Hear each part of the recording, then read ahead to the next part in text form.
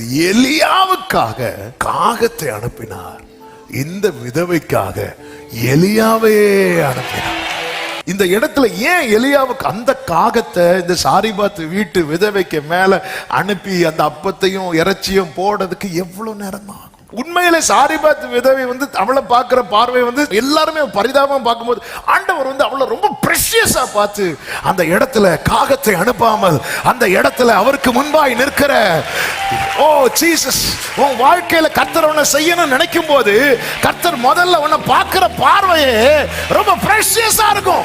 இந்த நாளிலே இந்த நேரத்தில் என்னை கேட்டுக்கொண்டிருக்கிற அன்பு சகோதரா சகோதரி, நீ தேவனுடைய பார்வையில விலையேற பெற்றவன், விலையேற பெற்றவள்.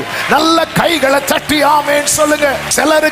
சிலர் உங்க பக்கத்தில் இருக்கிறவங்களை அநேகர் மேன்மையா பார்த்து உங்களை தூக்கி போடலாம். கவலைப்படாதிருங்கள். அவர் எலியாவின் தேவன் மட்டுமல்ல, இந்த சாரிபாத் விதவையின் தேவனும். ஆமென் சொல்லுங்க பார்க்கலாம்.